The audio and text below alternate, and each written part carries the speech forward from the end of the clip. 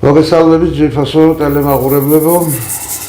დღეს პეგატივის ეთერში ვიწყებთ გადაცემას რუბრიკით ფსიქოტრონული სამყარო. მე გახლავთ ზაქარია როჭიკაშვილი და დღევანდელი ჩემი სტუმარი გახლავთ მალხაზ გველუკაშვილი, მეტაფიზიკოსი.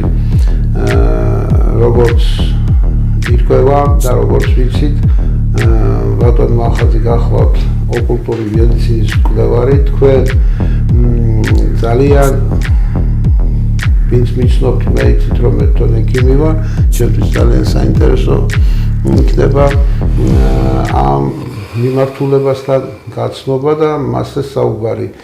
მოგესალმებით ბატონ მალხაზ. გამარჯობათ. რა არის ოკულტური მედიცინა? იცი, სანამ ეს კლასიკური მედიცინა შეიქმნებოდა, თანამედროვე მანამდელი მედიცინა ბევრად ძველია. ფესვებში ჩასვლა ალბათ ძალიან ძნელი იქნება, იმიტომ არსებობს ქემის პერიოდის, ეს ეგვიპტის პერიოდის, ანუ წინა ეგვიპტური პერიოდის, სანამ ბერძნები და რომაელები შევიდოდნენ, ასე რომ ვთქვათ, იმდროინდელი მასალებიც კი არსებობს. არსებობს უძველესი მასალებიც ამის შესახებ. შემდეგ უამრავი ნაშრომია ამაზე, განსაკუთრებით მე-12, მე-13, მე-14 საუკუნეები და მე-15 ეს პერიოდები. ეს არის ბუნებრივი პრინციპში, აქედან შეიქმნა თანამედროვე მედიცინა, ეს არის ფუნდამენტი დღევანდელი მედიცინის. ოკულტური მედიცინას ბევრი მიმდინარეობა აქვს, ეხლა უამრავი მიმდინარეობა მარტო ჩინეთში იცით თქვენ. ენერგეტიკული მედიცინა ერთ-ერთი მისი ასპექტია, ეს იგივე აკუპუნქტურა, იგივე სხვადასხვა მიმართულება, იგივე ცინეიძანის სუჯოქთერაპია და სუჯოქთერაპია. ეს ყველაფერი ამის ოღონდ აღმოსავლური მიმდინარეობების არის უფრო და არსებობს დასავლური მიმდინარეობა, სადაც არსებობს სიმბოლიკებით და ასე შემდეგ მუშაობა, რომელიც ფანტასტიკურ შედეგებს იძლევა სხვათა შორის, რა იცოდეთ. ხო და პრაქტიკულ შედეგებს ვიცახი მე. ეს ალბათ ყველა უძველეს კულტურაში იყო განვითარებული. და დღესაც არის იგივე ინდიელებში, იგივე ამაზონკის იმეებში და აფრიკაში და ასე შემდეგ. ეს არის, იცი, მათ აზროვნება ცოტა სხვანაირია, ჰქონდათ ანალოგიური აზროვნება, უფრო ანალოგიური ლოგიკის პრინციპით აზროვნებდნენ. ანუ თანამედროვე ჯერ ფორმალურ ლოგიკის პრინციპით აზროვნებდნენ, ესე არ აზროვნებდნენ, ამიტომ როგორც სიმბოლოებს ისე წარმოსახავდნენ თელს ხელს. თვითონ ოკულტური მედიცინა ის არა ქვია, აი ანატომიის პოზიციები, მაგალითად როგორ შექმნა ადამი ღმერთმა, ხო, ადამიანი ღმერთმა, ხო. ეგ საფუძვლები ჩანს კოსმოგონიურ ასპექტებშიც. მითებში არის მითები, არსებობს როგორ შექმნა დემიურგმა და არხონტებმა, მაგალითად ადამიანი თითო ნაწილს როგორ აკეთებდა, იგივე სეფერეცირა, როდესაც ბგერა გარკვეული დაკავშირებულია გარკვეულ ორგანოსთან და ასე შემდეგ. ხო და ყველაზე კარგი ის არის, რომ თუ ეს ვინმე სერიოზულად იცის, ძალიან დიდ შედეგს აღწევს. ბევრად უფრო დიდ შედეგს, ვიდრე ეხა ქირურგიას არ ცვლის, ქირურგია მაშინაც იყო. თუნდაც ის, რომ პერუში 1600 თავის გარანახეს ტრეპანირებული. საქართველოს ტერიტორიაზეც არის ესეთი თავის ქალები. ხო, იყო რა, მე ვიცახი 2000 წლის წინ და ასე შემდეგ. მაშინაც იყო. ეს საკმაოდ სერიოზული თემაა და საკმაოდ დაიკარგა მერე ეს ცოდნა. არ დაიკარგა. ისევე როგორც დაიწყო გაყალბება მე-19 საუკუნიდან მთლიანად მედიცინისაც მათ შორის, მეცნიერების და ასე შემდეგ, ისევე დაიწყო იმის ამოკვდება, იმიტომ რომ კარგ შედეგებს აღწევდნენ და კარგი შედეგები არავის არ აწყობს. ეს პოზიციებია. ეს ყველაფერი ჩანს კარგად, თუნდაც იცი, აი, როდესაც ერთი პერიოდი ვიყავი გატაცებული, ძალიან სერიოზულად ეთერული ფიზიკას ვსწავლობდი.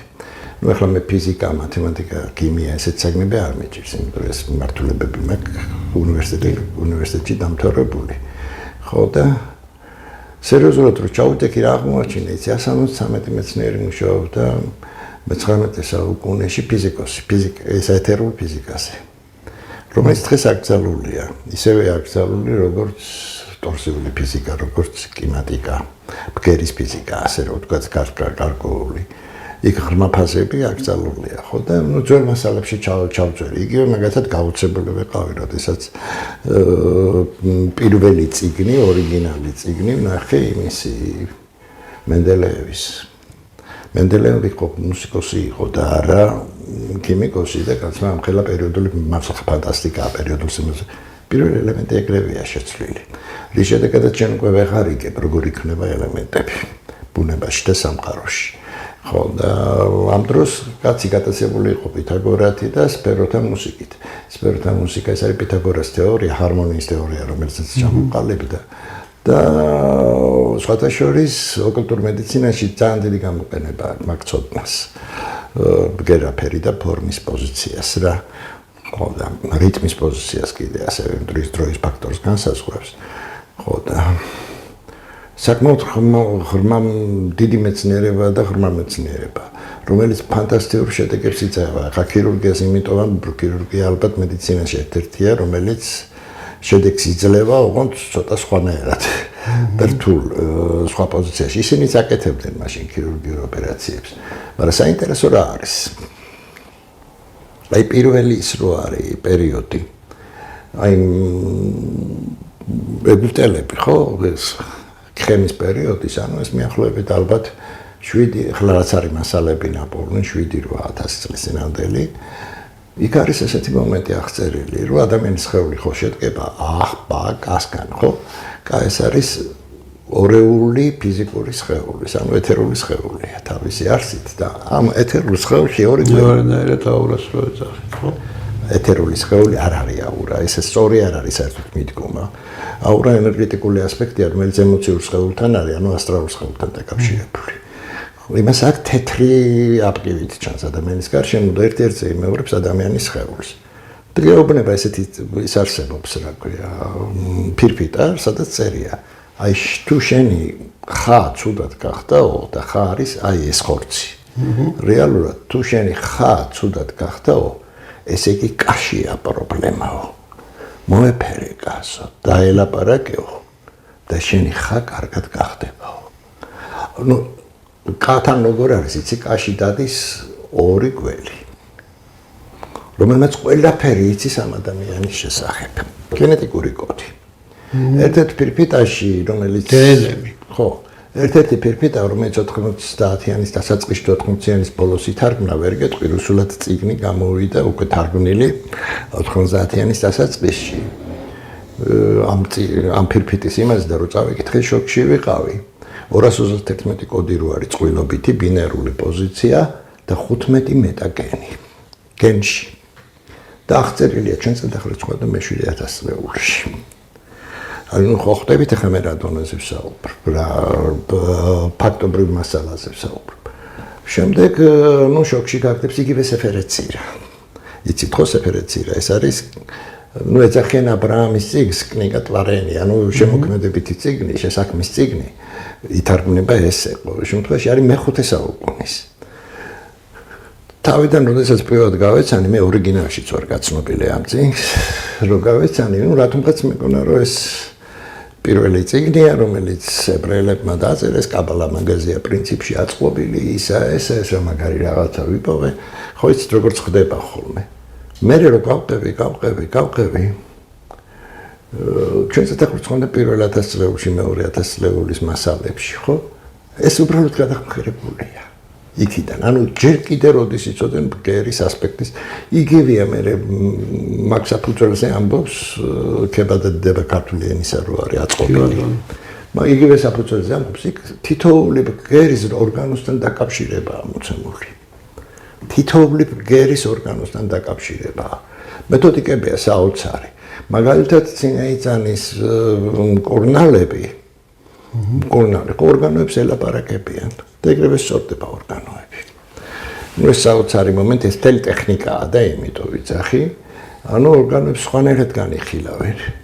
ისინი თვლიან ისევე როგორც იგივე ძველი ეგვიპტელები თვლიდნენ, ახლა ხო შემთხვევითი არ არის, ეს არის ალქიმია წელა, ანუ სხეულის ალქიმია, ესე ითვლება. გამოდის რომ მარტო ჩინეთში ისა ძველ ეგვიპტეში კი არ იყო ეს ცოდნა და უფრო პროტო ეგვიპტეში ასე რომ ვთქვათ, იყო ეს ცოდნა უკვე ჩინეთში ჩანს ჩვენ დახურცხობთ ახლობით მე-5-მე-6 საუკუნეებში მასალების მიხედვით ვლაპარაკობ რა ამ შემთხვევაში. ძალიან საოცარი რაღაცები ხდება. ახლა ერთი გოგო იყო, რომელიც ჩინეთში იყო სასული, რომელსაც სუნთელი ცხოვრება კუჭით გიოდა, საშინაო მდგომარეობაში იყო და მოხდა დაუის ბერთან. კი მან კითხა რა გინდაო? მინდა რომ ამტკიოდესო. 20 წელზე მეტი გავიდა, იმის შემდეგ არ ტკენია, მაგრამ არ მორჩა.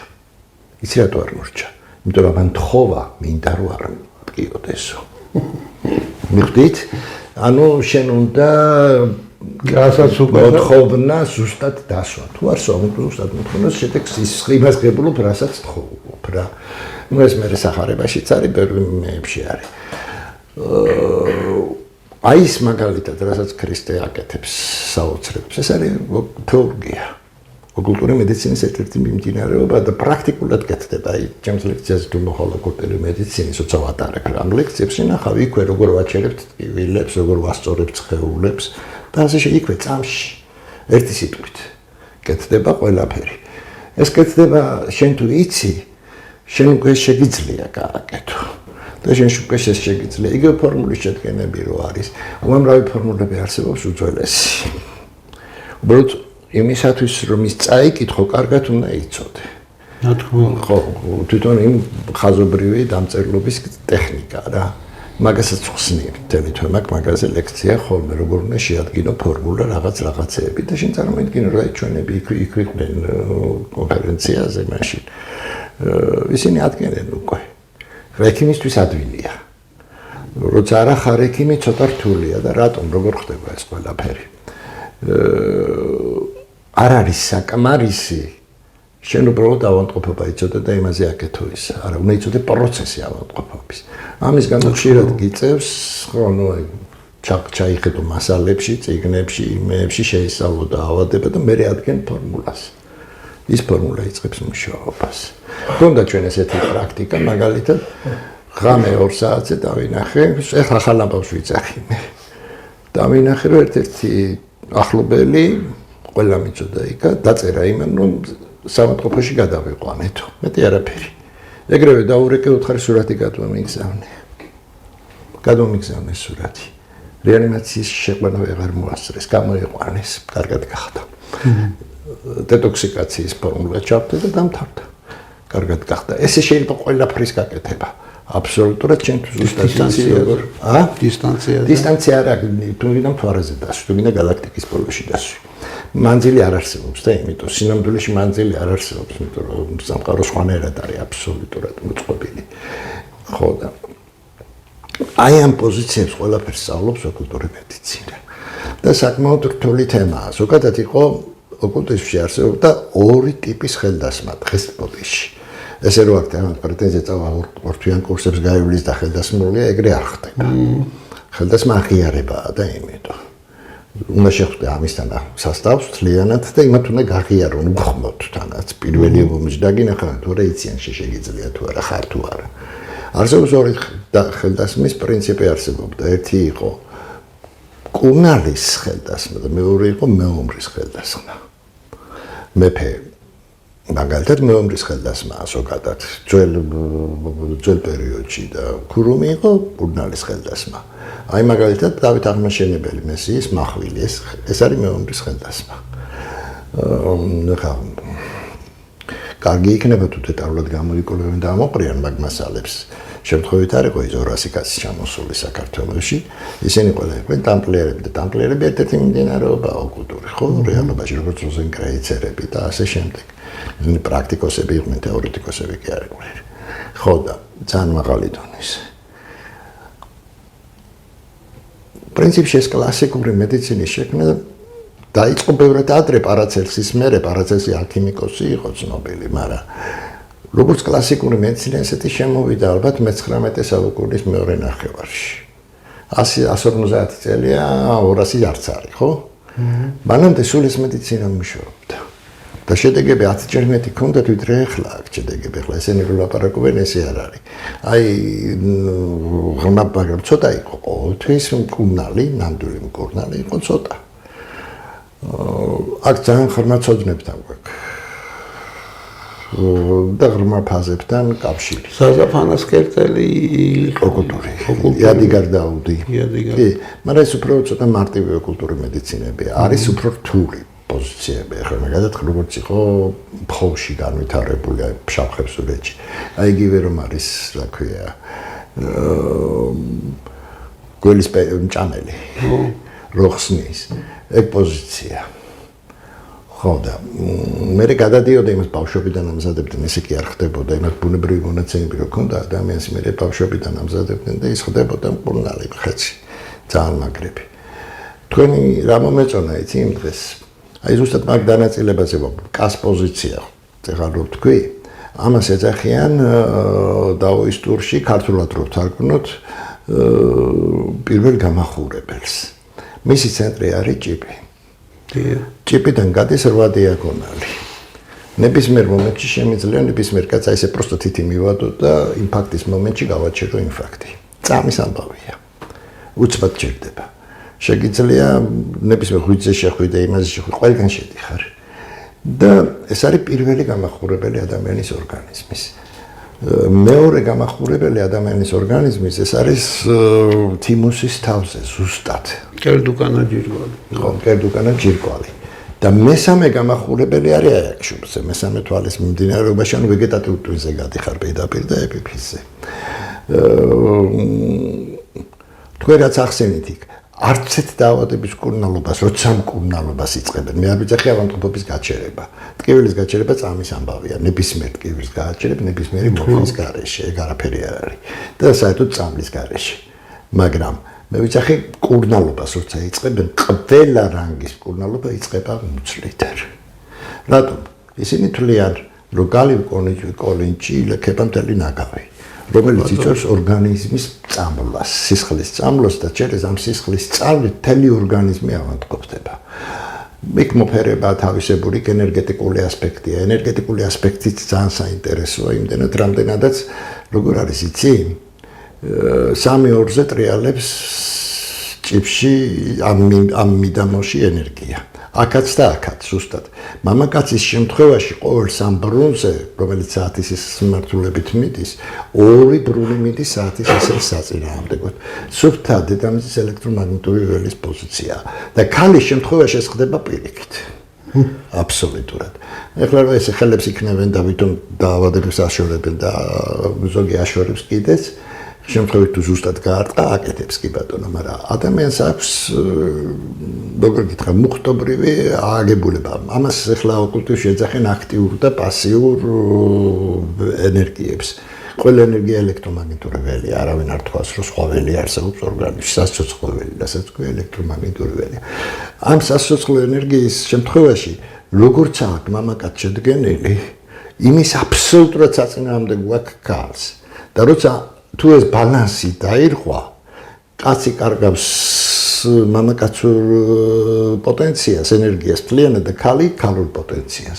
ის აღარც კაცია და ეს აღარც ქალია. აი ესეთი პოზიცია და აღარც კაცია. ეს მომენტი დგება. შემდეგ არის 2 ელემენტი უმთავრესი.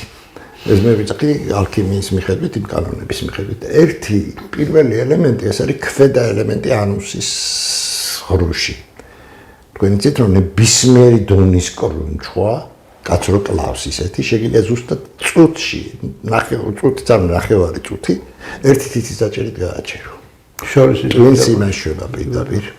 ხო, ანუსში არის 5 დიაგონალი. ეს დიაგონალები გადის სხეულში და იყრიბება პიფლიბანდისში. აქედან ანუსით პირდაპირ ხელში გიჭირავს ტვინი. ისე რომ შეგიძლია ერთიც მართო და მეორეც ხო, ძალიან საშინელი ნერვული მომარაგება აქ ანუსში და სწორნაწლავს. კი.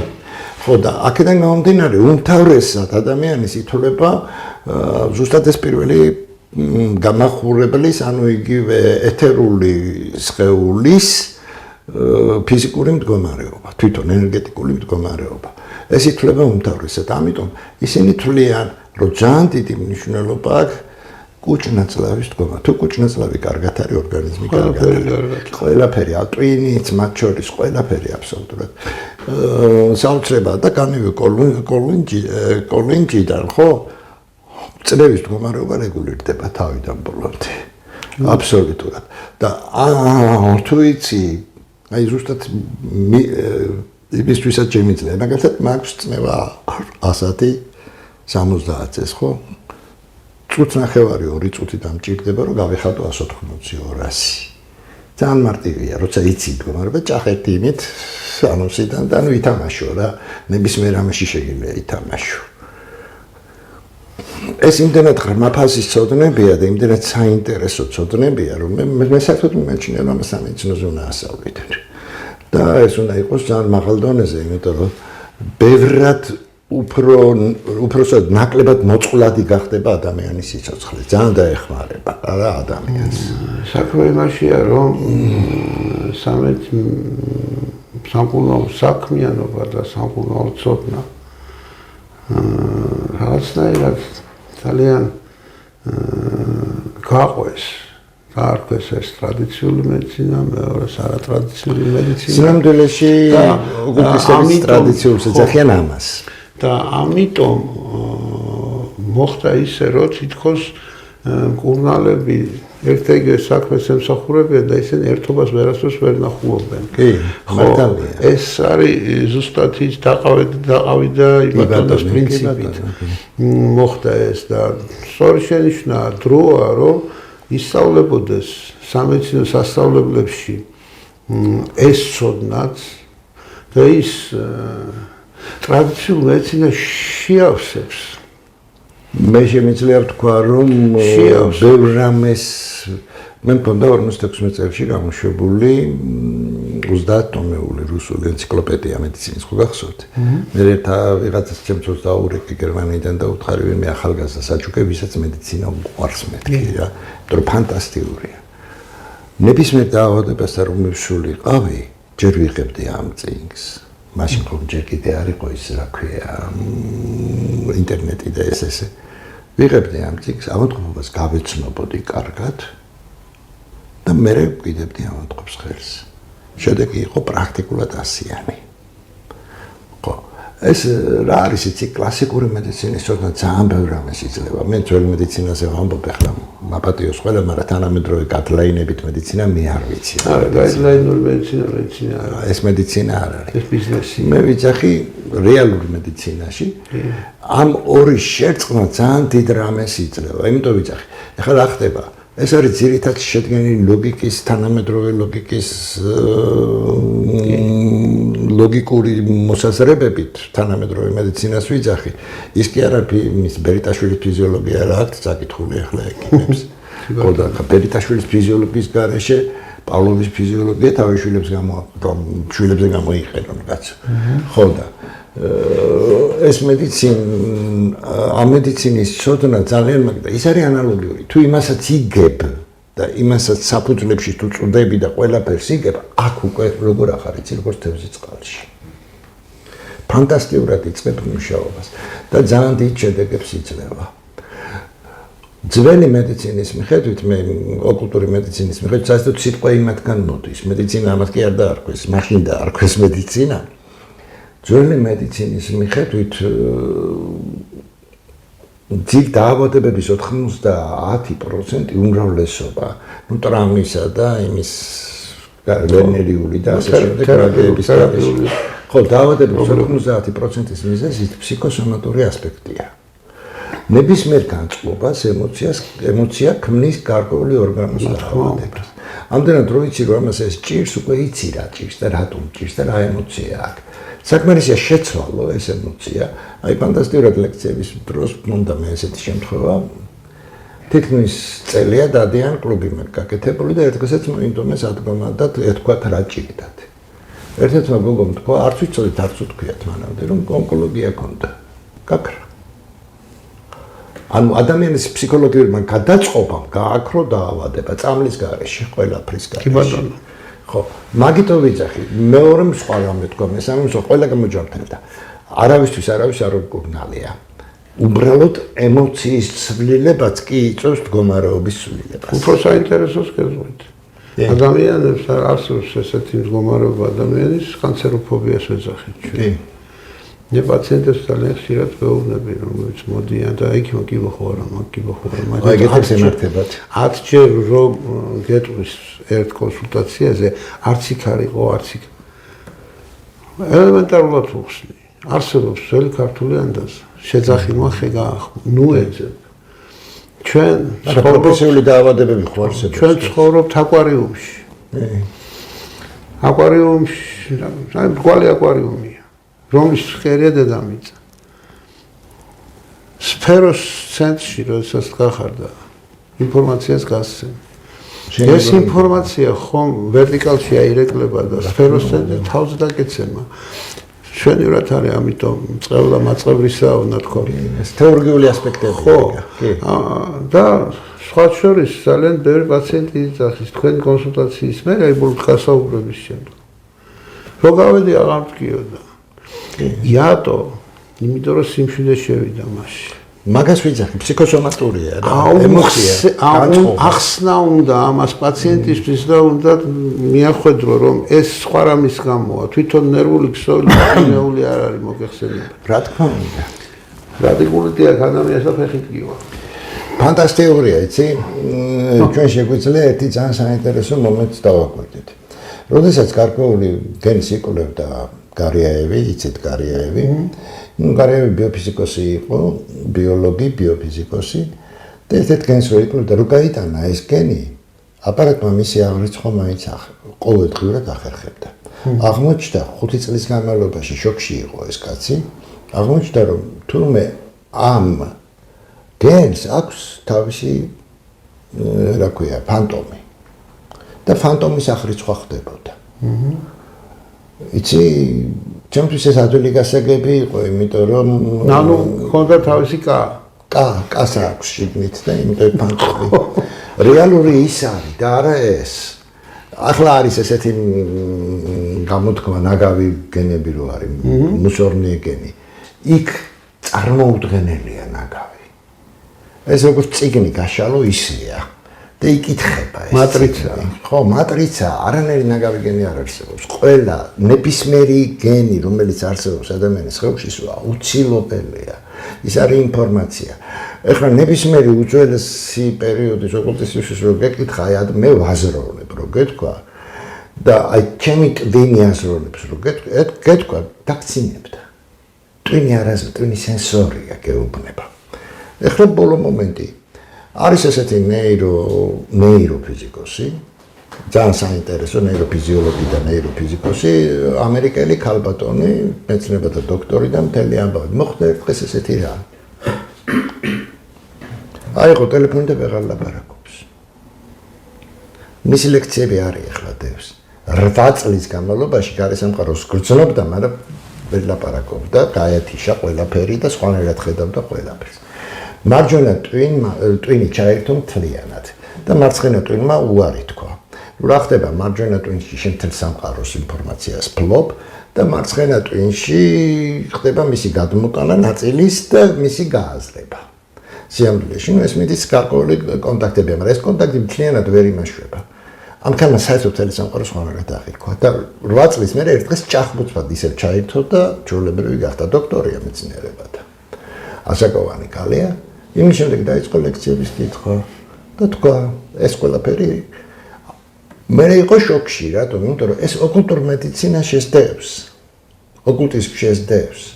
ცნობიერის სხვა შორის ძალიან საინტერესოა, ერთ-ერთი ის არსებობს რა. ადამიანის რაღაცა ნივთს აიღებ, რომ ეს ნივთი უნდა იყოს, ან ქვან, ვიღაცის ნახმარი ნივთი, სულ ერთი, აი ესე იდებენ, ფსიქომეტრია ქვია. შუბზე და კითხულობენ მთელ ისტორიას. და გადამოწმების შემდეგ ზუსტად ისეთია ეს ისტორია. ესე იგი, ყველაფერი ინფორმატიულია მთელ სამყაროში. ხო, დაიცოდე ამ ინფორმაციის მოპოვება. ხო, აი ეს ასპექტებია. ეს ხდება იქაც. ნუ არის სპეციალური ტრანსები არსებობს, ტრანსები, არანაირი მედიტაციები. ტრანსები იმენა კონკრეტულად, როდესაც შენ გადიხარ რომელიმე მასალაზე, ინფორმაციულ მასალაზე. და შეიძლება ნებისმიერი წიგნი წაიკითხო ნებისმიერი მანძილით არის. ნებისმიერ ენაზე, აგზავნილი წიგნი. იგებ. თან იგებ ამას. ეს არის მეთოდიკაა და ტექნიკაა, საკმაოდ სერიოზული. საკმაოდ ხანი ვარჯიშები უნდა და საკმაოდ ხანი მომზადება. ხო და ამიტომ ვიცახი რომ სინამდვილეში შეგვიძლია даже მეორენაირად კულტურა, ნამდვილო კულტურა ფორმაფაზებს. შეგვიძლია даже ინფორმაციული მედიცინაც კი დავარქვათ. ენერგოინფორმაციული მედიცინა. იმიტომ რომ პრაქტიკულად ჩვენ ენერგოინფორმაციული ველთან გაქვს კონტაქტი და იქიდან ასწორებ ყველაფერს. ეთერში ის რომ არის ინფორმაცია და შენ იმ ინფორმაციას ელაპარაკები და ასწორებ, ну რა თქმა უნდა ეთერიდან, მუცლის არიდან. ეხლა როგორ თვლიან ოკულტისტები, იგივე ცნობიერების ასპექტში. ძალიან საინტერესო ეს მომენტი, უძველესი დროიდან. სამი ცნობიერება აქვს ადამიანს. და სამივე ცნობიერება მასში იმაშვება. ერთი ეს არის არაცნობიერი პოზიცია, ანუ ეს არის ემანაციური ცნობიერება, მენტალური სხეულის ცნობიერება, რომელთანაც ჩვენ ძალიან რთული შეხება გვაქვს, თითქმის ვერ ვეხებით რა და იმის მიხედვით გადიხარ სამყაროში და იმის მეშვეობით ამყარებს სამყაროსთან ურთიერთობას. ეს არის ღრმა ფაზა ცნობიერების, ეს არის იქ, სადაც ღმერთის სიყვარულია, ასე ვთქვათ. ცნობიერება დასაბამიდან. შენ ყველაფერი გახსოვს დედამიწის დაბადებიდან დღემდე და უფრო ადრინდელი პერიოდიდან შენ თუ ცნობიერებას ხელი უცდომელი არ არის აქ. თუ მას გააქტიურებ, არის ვიღაცები, რომლებიც ახერხებენ, ძალიან იშვიათი, მაგრამ მაინც. მეორე ცნობიერება ეს არის ემოციური ცნობიერება, რომლის ცენტრიც არის გული. და ნუ ემოციური ცნობიერება ერთ-ერთი უმთავრესი არის კიდეც სახარებაში თუ გახსოვთ ახალ აღმაში ეს რა ქვია, როდესაც ამბობს მარტო სიყვარულის იშლეგიაო და მარტო რწმენა ბოროტებაო, მაგრამ მაინც სიყვარულია უპირატესიო. და მე იქ დავითიც ამბობს ერთ მომენტს გული გონიერიო. ეს არის გულისა და ტვინის აი ორი ცნობიერების გაერთიანება. ეხლა რა ხდება? ამ დღეს აღმოჩენილია, რომ 40,000 ნეირონია გულში, რომელიც აზროვნებს. ანუ რასაც ოკულტიზმი ამბობს და ყოველთვის, ისინი დღეს რეალურია. მარტო კისპირფიტაა, სადაც გულის გადანერგვის შემდეგ როგორ მოხდება? ბატონო, გულის გადანერგვის შემდეგ როგორ მოხდება? ეგ ახლა არ ვიცი, ეს ხო არა, ძალიან საინტერესო უბრალოდ გამოკვლევა უნდა მაგას. ხო, იმიტომ რომ სხვა ადამიანის გონიერი გული მოხდა ხვის. ხო, არა, ეგ გამოსაკვლევია რომ იცოდეთ. ხო და მესამე ცნობიერება ეს არის აი აქ. ზუსტად ამ პატაგრივაწელებს ყვება, ეს არის ინსტინქტური ცნობიერება. ეს არის მარტივი ცნობიერება, ის რომ შენ ხშია, შენ რომ წყურია, შენ რომ მაპატე სექსი გინდა, შენ რომ გეძინება, ყველაფერი აი ამასთან არის დაკავშირებული, ამ ცნობიერებასთან. ხო და მათემატიკაში არსებობს გენიალური კანონი, ეს არის და ეს ბავშვმა იცის დაბადებისთანავე და ხო, ეს არის პირველივე, კი. ეს არის პირველი მომენტი. ჯამს და კუჭი გადის. თავარი მოვალო შვილის. კი, ეს ამის ფუნქცია, ეს ცნობიერებაა. ეხლა მე რა ხდება ხლა, იქ ფანტასტიკური მომენტებია, იცი? ეს ამა კი იცის ყველაფერი, მათემატიკას აქვს ფანტასტიკური კანონი აღწერის პოზიციით რა. აი ესეთი, მათემატიკაში არსებობს აუცილებელი და საკმარისი პირობა. ნებისმიერ თეორიას ახასიათებს აუცილებელი და საკმარისი პირობა. საუბედუროდ დღეს უმრავლესობა მე რასაც დავაკვირდი, აი ცნობილი ფიზიკოსები რო ქვიათ, აზზე არ არიან. მათემატიკა არ იციან რეალურად. ხო, ნუ არ იციან და იმიტომ რომ დაფაზე 2 საათი ფორმულებს რომ მიწერე და ვკითხულობ აშკარა ტყუილია, ესე არ ხდება და იმიტომ გართულებულია ყველა პოზიცია. და იმიტომ სხვანაირადაა სიამოვნებაში მთელი ცნობიერება მუშაობს ორი ძირეული კანონით. ეს არის ლოგიკის კანონით და ეს არის კომბინატორიკის კანონით. ალაგებს მრავლობითი განსაკუთრებით, რაც უფრო განვითარებულია, ხო გონება. ის ანალოგიური კანონებიც კომბინატორიკის კანონებთან არის რა დაკავშირებული. აუცილებელი პირობა არის იმისათვის, რომ შენ უბრალოდ ცოცხალი იყო. აი ეს ყველაფერი ამასთან არის შეხებაში და საკმარისი პირობაა საჭირო იმისათვის, რომ შენ ადამიანი გახდე. ხო. ადამიანი რა არის? ადამიანი ეს არ არის, ადამიანი ეს არის. და გეუბნებიან კიდეც იმ მაგალითად ძველ ეგვიპტურ პოზიციაში ესო ხაო ტანსაცმელიაო. ახბა კა ქმნის ადამიანს. ხვდებით ხო? ის ადამიანის ფიზიკური სხეული ნამდვილად ეს ტანსაცმლის ზემოდან აქვს შემოცმული, ეს არის ეთერული სხეული. და რა არის მატერიასა და მატერიებს შორის ხოვება რაშია? სიხშირეებში მეტი არაფერი. ის უბრალოდ უფრო ფაქიზი სიხშირეებისა და ეს უხეში სიხშირეა.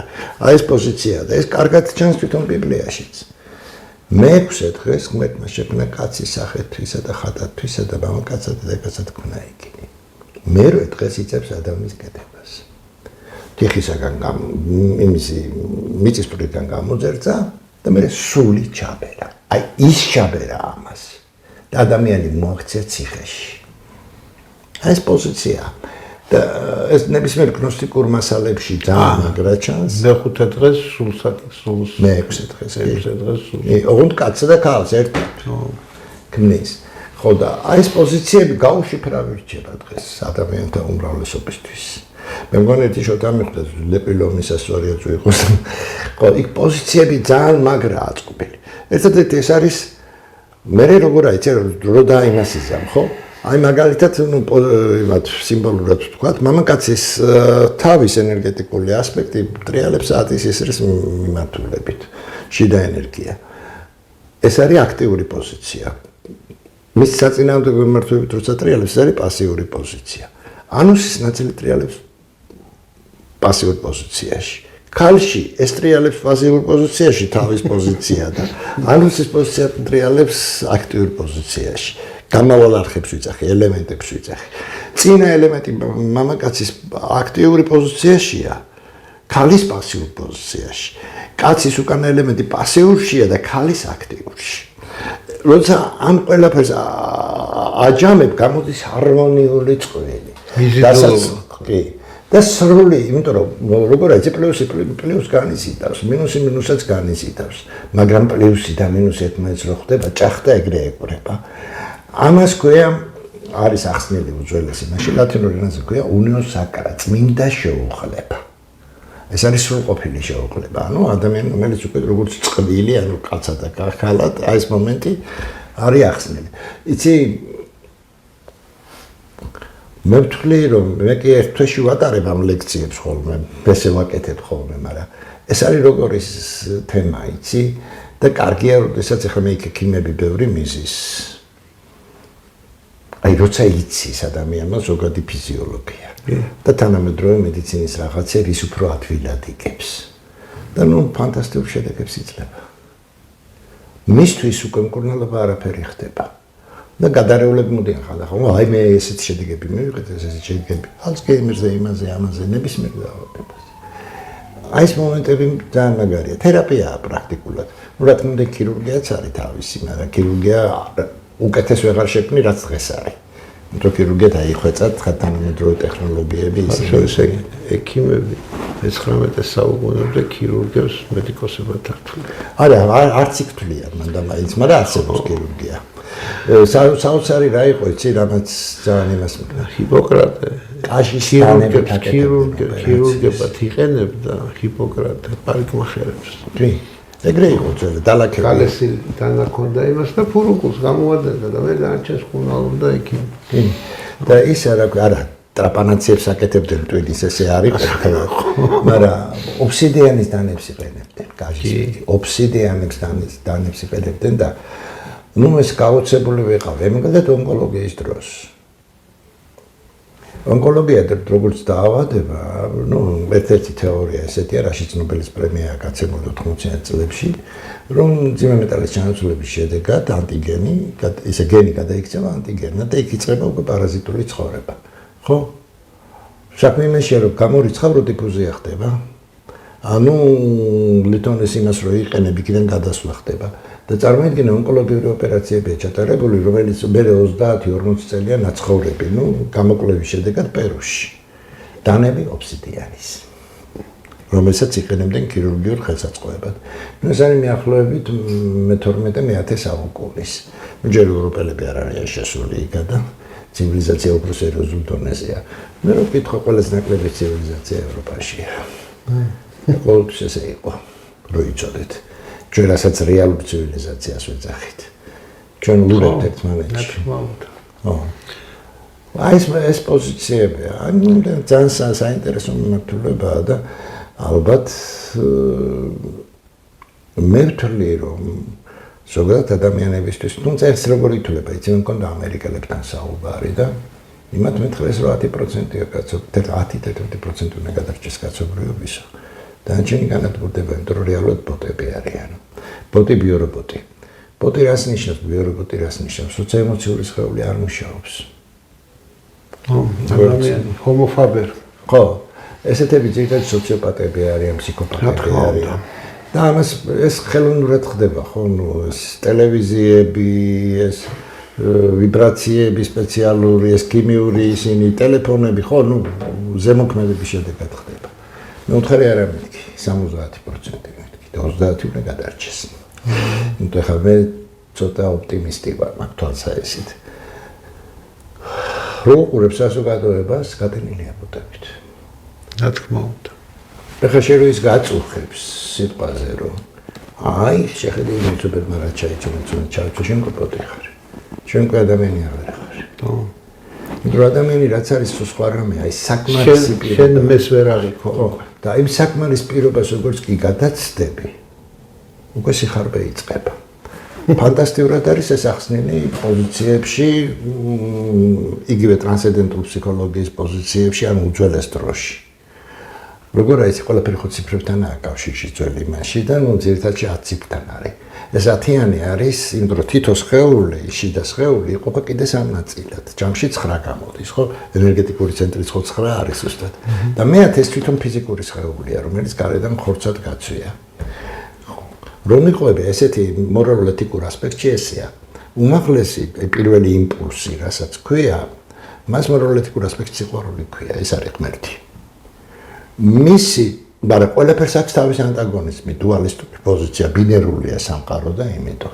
მეორე პოზიცია, მეორე საფეხური, რომელსაც წინააღმდეგობად ერთიანობა ქვია, ენერგია. ქვია? მისი მორალურ-ეთიკური ასპექტი არის სიბრძნე. და მესამე საფეხური ზომიერება. მე ზოგან გადატანილია როგორც ზომიერება, როგორც გონიერება. აი ესეთ ასპექტით. ეხლა დაუკვირდით. თუ სიყვარულია უმაღლესი საფეხური, მას აქვს თავისი უარყოფა.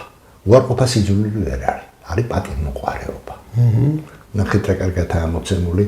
სიბრძნე რა არის? სიბრძნეს არის წინააღმდეგობათა ერთიანობის მიღმა დგომა იმისათვის, რომ შენ ეს წინააღმდეგობათა ერთიანობა დაინახო. დიალექტიკას თუ ვერ დაინახავ სამყაროში, გნოსტიკური წესების მიხედვით ძახი და ჰერმესისტულით.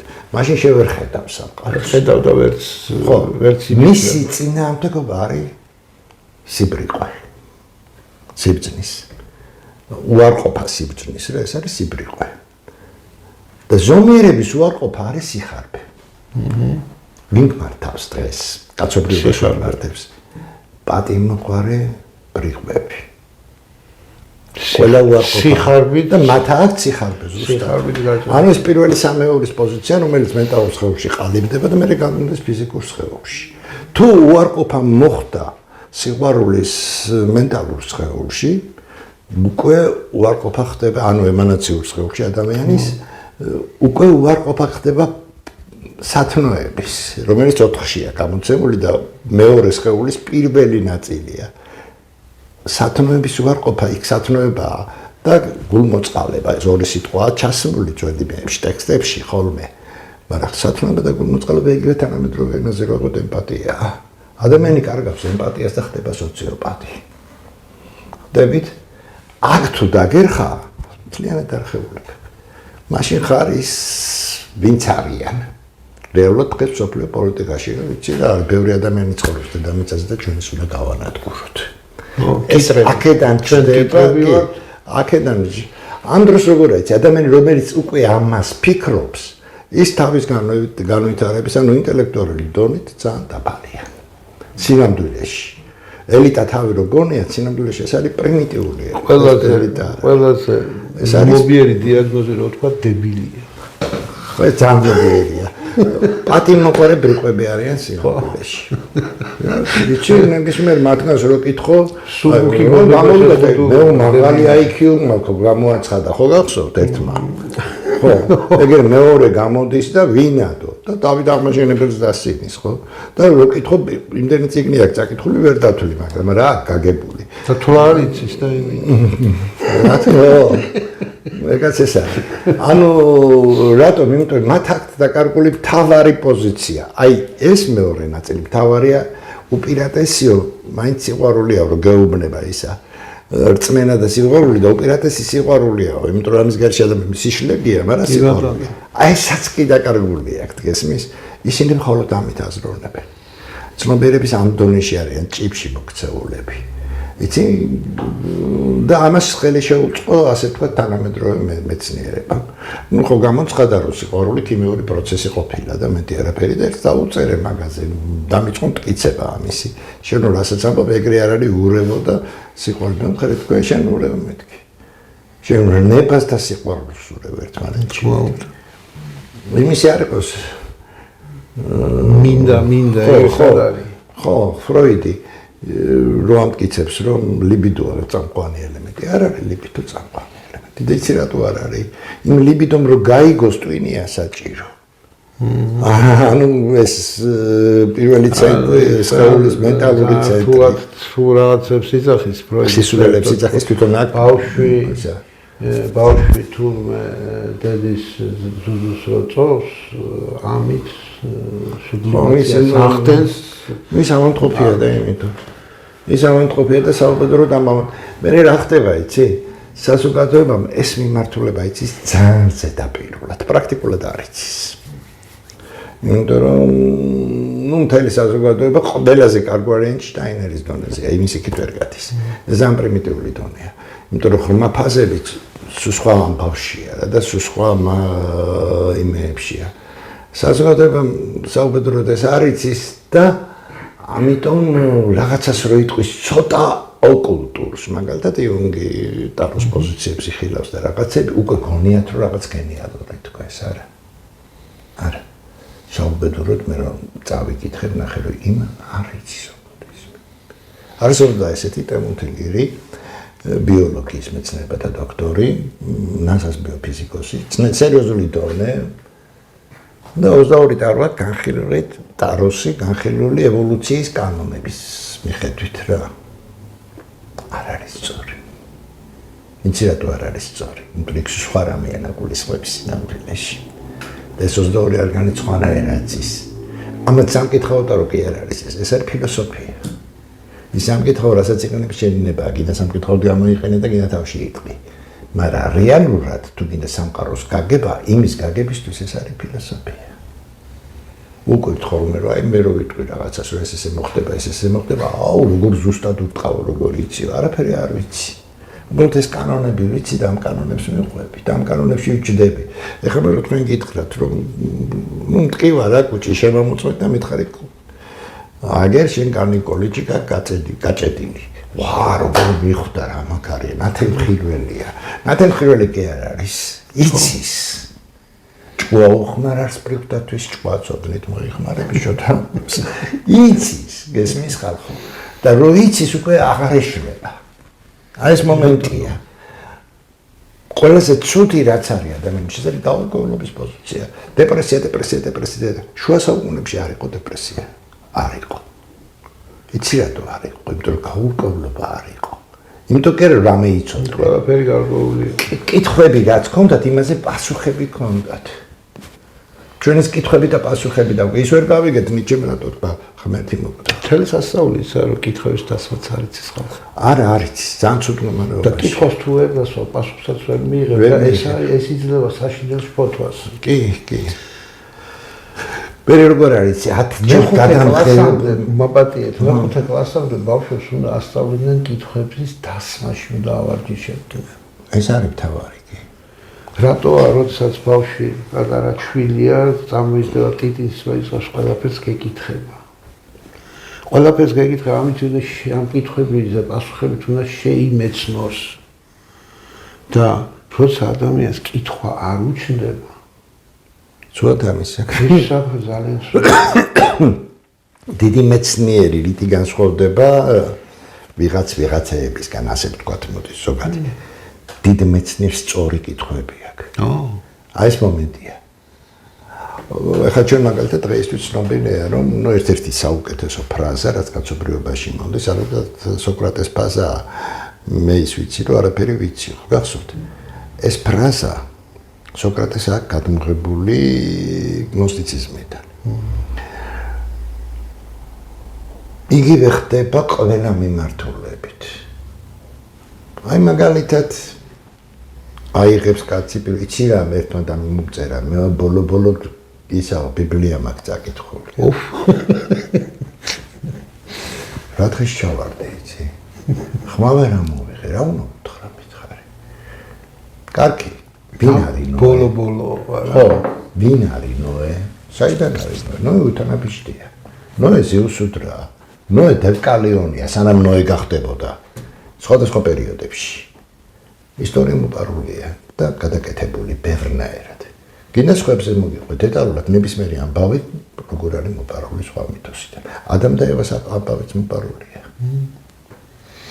პირველი პერიოდი, მეორე პერიოდი მე აკლია იქ რაღაც ნიუანსები. ჰერაკლე და ამირანი და ისა პრომეთე. პრომეთე, ხო. ხო, ვინ იყო პრომეთე? ეხლა შევხედოთ ვინ იყო პრომეთე.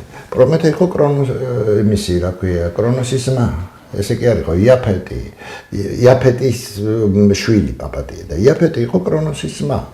კრონოსი, იაფეტი ხუთი ტიტანი იყვნენ შვილები ურანოსის და გეას. ურანოსი ცას ნიშნავდა გეა მიწას. და შვილები მე კრონოსმა ჩააგდო მამამისი იმაში ჰადესში, თვითონ გახდა მეფე. შემდეგ ზევსმა ჩააგდო მამამისი ჰადესში, თვითონ გახდა მეფე და პრომეთე იყო ბიძაშვილი ზევსის. გითხრა ნახოთ ქართულში რა ერქვა ღმერთს. მორიგი.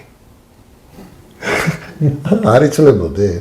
ხო და რა ერქვა ღვთისშვილები როგორი ტიპები იყვნენ ქართულში.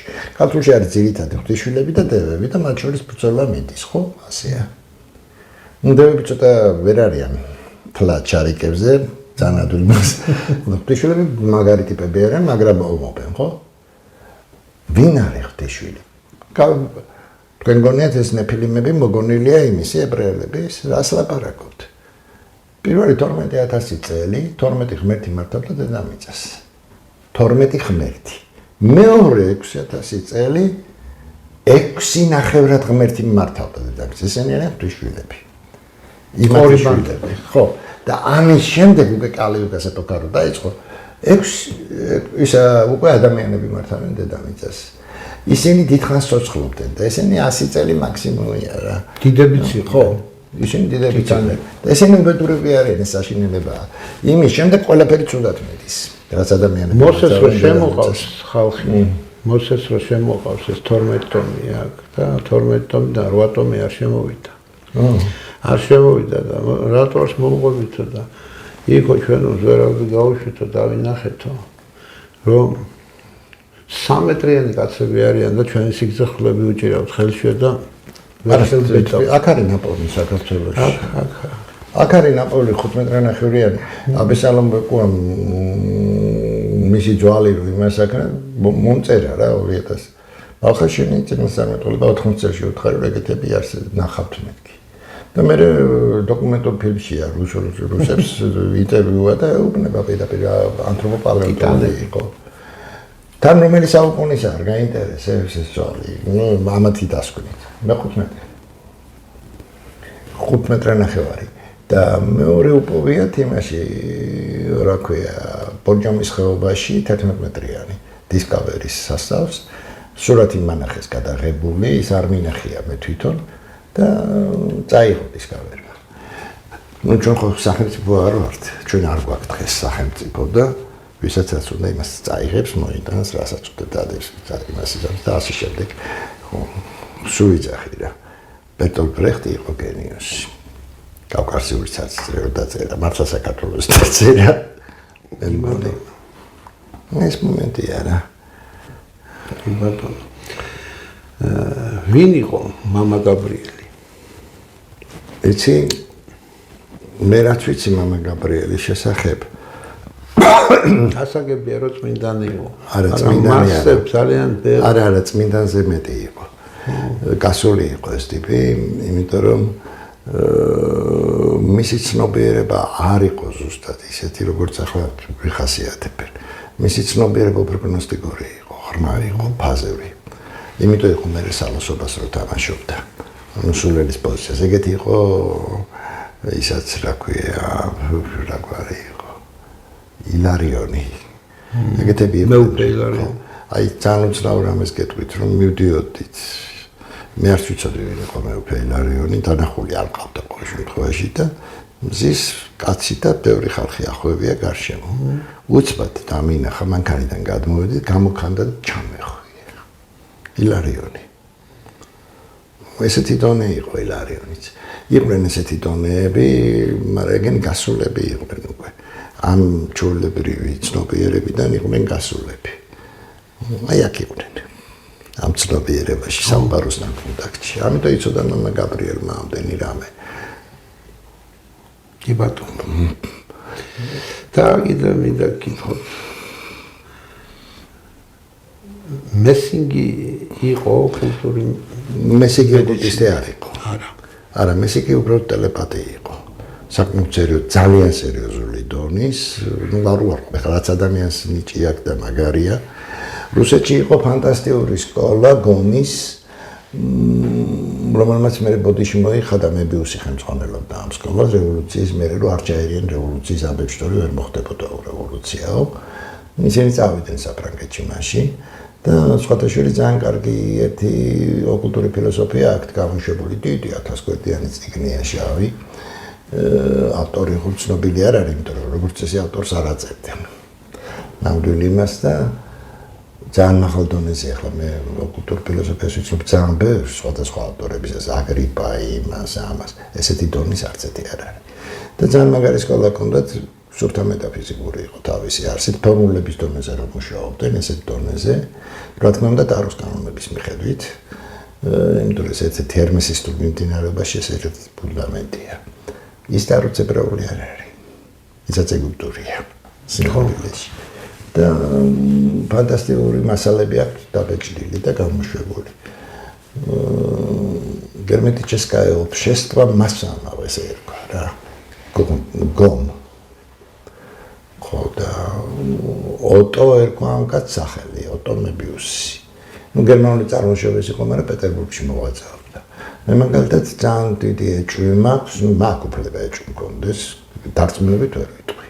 ისე ვიცი, რომ ძალიან დიდ მასალას ფლობდა თვითონ ბულგაკოვი, ოსტატი და მარგარიტას რო წერდა. იმიტომ რომ თვითონ ბულგაკოვის ოსტატი და მარგარიტას ქრისტე რაც არის იქა, ხო, ეს მომენტი აღებულია უფრო ნიკოდემუსის სახარებიდან. ეს არის პირველი საუკუნის იმავე პერიოდის სახარება.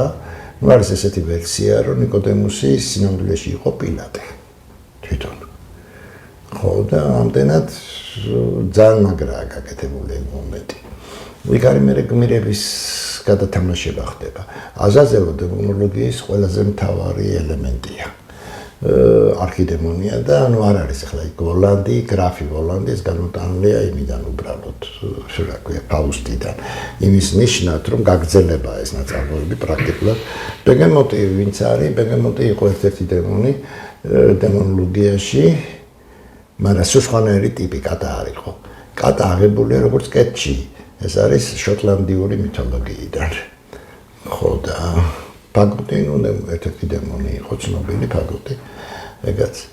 ნუ კაროჩი ძალიან ბევრი მასალა იწოდა ამან და საერთოდ ზოგადად მამამისიც კი ის იყო, თეოლოგი იყო და ამიტომ მამას ჭდომა ჰქონდა დიდი ბიბლიოთეკაზე პროფესორი იყო მამამისი.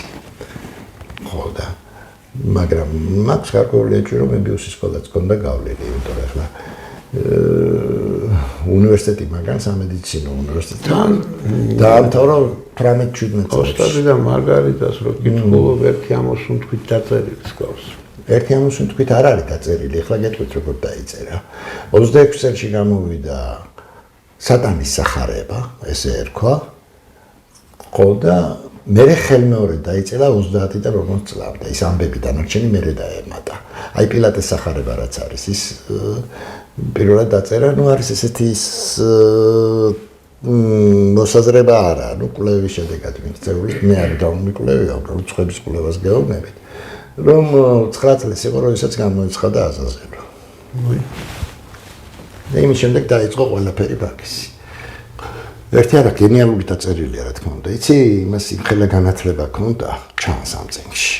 და პლუს ამის გარდა ექიმი იყო, ამას ძალიან დიდი მნიშვნელობა აქვს. პლუს კიდევ ხილვები ჰქონდა, ხილვები. ეს მაშინდელი საშუალებებით. კი, მაშინდელი ექიმს ვიძახი, ნუ ნარკოტიკზე იჭდა. კაიფისთვის კი არ იჭდა, ტკივილების გასახუჩებლად. ხო, მაგრამ მაშინდელი მედიცინა ხემე მაგნანახის მასალები როგორ ასწავლიდნენ პეტერბურგში მაგალითად ან კიევში ან მოსკოვში სამედიცინო ინსტიტუტში მედიცინას რევოლუციამდე მეფის რუსეთის დროს ის ძალიან მაღალი დონე იყო ისინი სერიოზულ დონეზე სწავლობდნენ ფიზიკასაც ქიმიასაც და ბევრ რაღაცას სწავლდა არა ჩვენ დროსაც ბიოფიზიკას სწავლობთ ჩვენ დროს არ იყო ეს ბიოფიზიკა იყო მაგრამ იყო არის საგნები რომელიც აღარ იყო უკვე მაშინ ფიზიოლოგია სხვანაირად ასწავლიდნენ კიდე ადამიანის და ეს ძალიან კარგად ჩანს ვიცი ძაღლის გულში ძალიან კარგად ჩანს არა ნუ ეს ანომალიურად განვითარებული კაცი იყო სულ სხვა ტიპი იყო მე ვთვლი რომ მე-20 საუკუნეს მაგხელა არ შეუქმნია სოფლიოში მე რომ მკითხო ბევრად დიდია ვიდრე თომას მანი და ესე და ასე შემდეგ სმენია ალბათ ესეთი მეცნიერების შესახებ რომელიც გასაიდუმლოებულია და რატომღაც კაცშვილი ამას არ იმაშება ტელეგონია ვიცი მეცნიერება არ არის ცალკე ეგ არის ერთ-ერთი მიმართულება გენეტიკის ერთ-ერთი მიმართულება ტელეგონია ვიცი გასაიდუმლო ესე აკრძალეს საბჭოთა კავშირი ტელეგონის შედეგები შეიძლება რეალურად ნახო რამდენი წინდა არ ჭირდება მაგას დიდი გასაიდუმლება იყო ესეთი მეცნიერება უძველესი ფრენოლოგია გაგიგიათ რომელიც აიგზალა რომელიც დაედო საფუძველში აი ფაშისტურ თეორიებს აიგზალა გიტლერის მეორე მსოფლიო ომის შემდეგ ეს არის თავის ქალის აგებულების მიხედვით ადამიანის ფსიქოტიპის განსაზღვრა ანთროპოლოგია არა ფრენოლოგია ქვია იმენა ანუ თავის ქალის რომელი ნაწილი მე ხასიათობრივ განსაზღვრაზე მაქვს ლაპარაკი ეს მეცნიერება ითვლის მიახლოებით 3000 წელს 3-4000 წელს მაგრამ ეს ამის გამოყენება დაიწყეს X ზომებით და იმებით მიდიოდა დაიწყეს უკვე ფაშისტური იდეოლოგიის საფუძველი და ამის გამო აიგრძალა მაშინ გენეტიკაც ხო აიგრძალა კაცო მე ხელმეორედ დაიშვა ხო ანუ ისე რომ ეს ყველაფერი არის ზოგადად გარეგნობაზე ადამიანს ეთყობა ვინ არის რა თქმა უნდა რასაც ეთყობა კი რა თქმა უნდა მისი შინაგანი სამყარო მთლიანად გამოდის მის გამომეტყველებაში დიდაშვილი მამიდაშვილი სახეზეა წერია ზოგიერთს კი ძალიან წინას რო თამაშობენ და საშინელი ბრიპები რო არის მაგრამ ახლა შორს რო არ წავიდეთ ახლა თქვენ ექიმი ხართ და კარგად იცით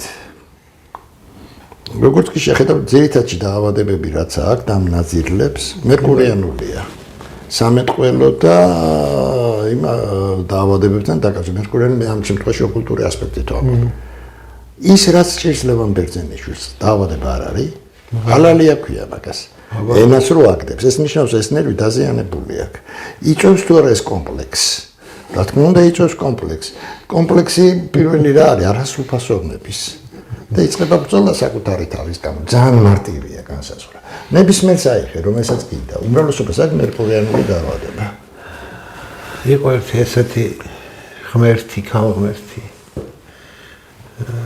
რომელსაც ერქვა მელუზინა ხო რომელიც ბაფონატმა შეირთო ცოლად და ყოველ წელიწადს ახალი შვილით ასაჩუქრებდა მაგრამ ძირითადად რაღაცა ნაკლით. რო გადახედო 30 წლის განმავლობაში მართლობაში ყოფხავს მელუზინაშვილებს ყანა. კი, არა, სამეთყველო აპარატი დარღვეულ. ძირითადი უმრავლესობას აქვს მერკურიანული დაზიანება. ძირითადი და ნაწილს კიდე ყურადღების კონცენტრირების დაზიანება. ამას თვალების გამომეტყველებით მიხვდები. აი რო შეხედავ თვალებს და ცოტა გვერდზე რო გაქვს აკეთი კითხი და შენი მაგალითად, ხო? და შეიძლება პირისპირ დაუჯდე, ნებისმიერ დროს გამოიჭერ. და რატო არ ბილი გამოიჭერ? იმიტომ რომ საკმარის უცაბედად გადაუგდო თემა. და მე ის დაბრუნდე თუ კიდე უკან ის უკვე არეულია. ის უკვე აღარ პასუხობს. გაზაფირებული. ხო, არის ტიპაჟები ცოტა აუმაღლებ თემას ყურები დაბლარულად მაგალითად და ეს ფიზიკურები კანონებია რა. დემაგოგობა კი ბატონო. დემაგოგობა ბევრ შეუძლია. მას შეუძლია იმასთან, ვისაც ცოტა ლოგიკური ნაკლებობა აქვს. მაგრამ შენ თუ მაგარი ხარ კათოლაში ასე რომ ვთქვათ ლოგიკურში, შევერ ვერ ახერხებს ამ დემაგოგობას და გარბის მერე რა. და ვეღარ გესაუბრება. იგივე უსუფაშვილი მაგალითად. გახსოვთ როგორ გამოიჭირა უსუფაშვილი იმ კონსტიტუციონალისტმა ბახეცემ. კითხვა დაუსვეს იმას, რა ქვია. ეს წულუკიანი რა კარგად იჭერს ამათ.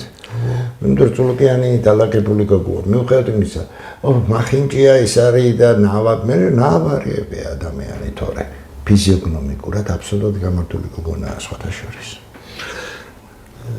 ხუხაშვილს კითხვა დაუსვეს. ეგ იდიოტი. ისი ექსპერტი ხართო და უსვათ რა ხდა გაჭედა. არა, არაფერს ექსპერტი არაფერი არ იცის და იმიტომ. ექსპერტი იცი რას ნიშნავს? თემა რო იცი ბოლომდე. ვაი, თეორიულად მაინც. ამის არის ვაი, ექსპერტი. ვაი. კი, გეთახმებით. საოცრება, ეხლა სხვა თემებზე წამოვედი და სხვა პრინციპში არა იგივეა, ეს ფსიქიკაა.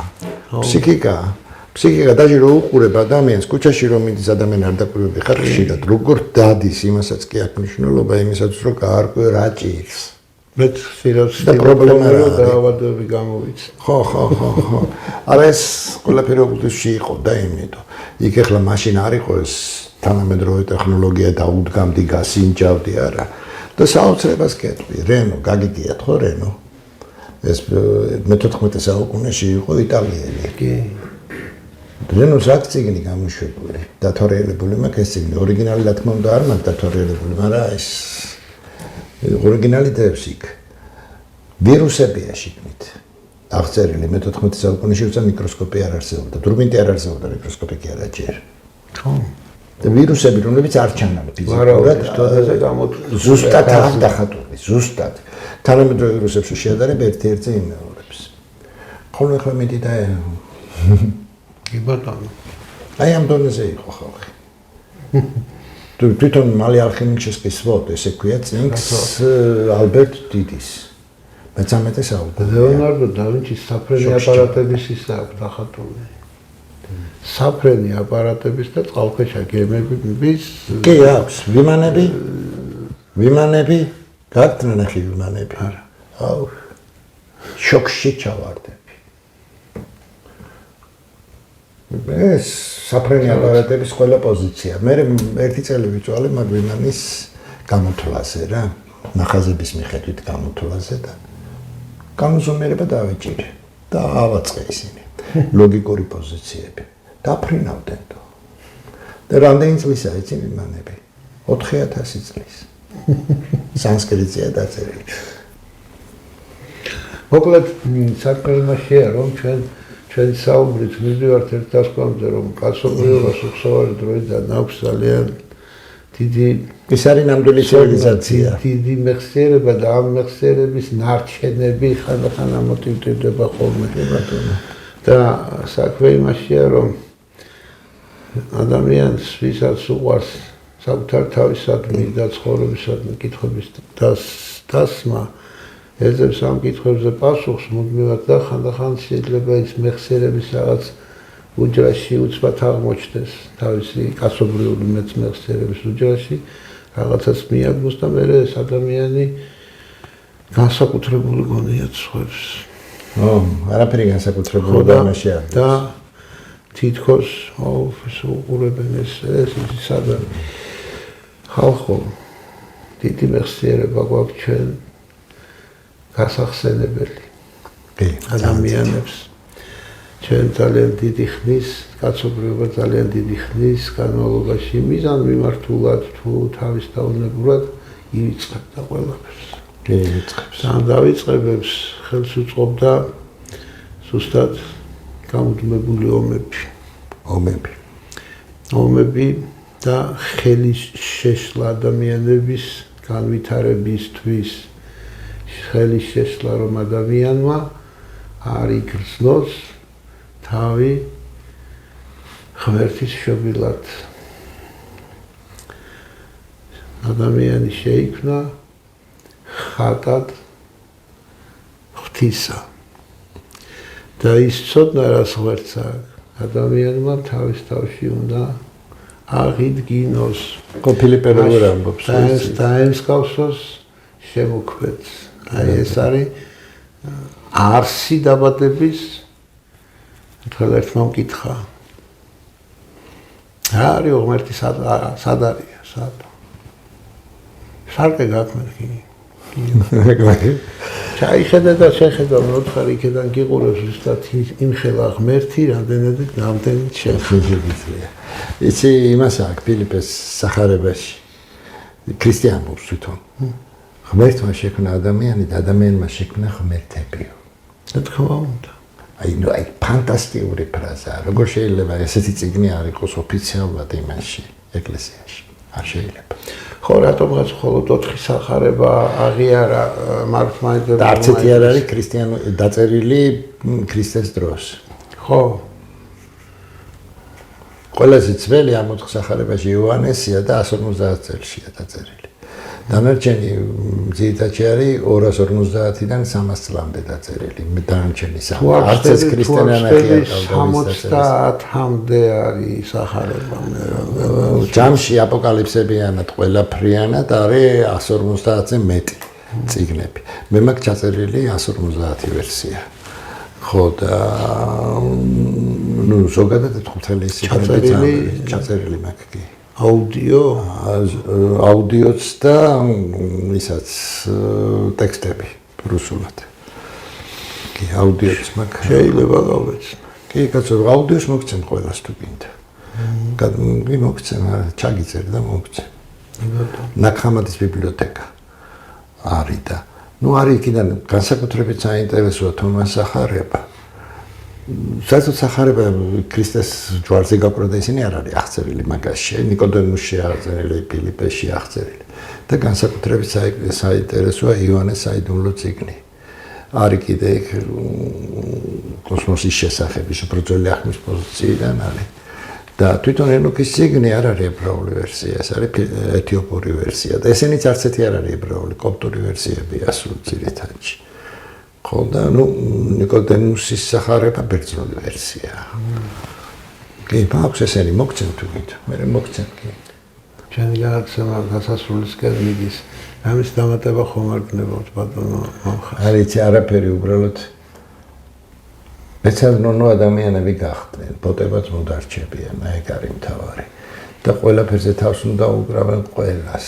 ადამიანს იმიტომ ვილაპარაკე რომ ის ბოდიშით შეგაწყვეტინეთ.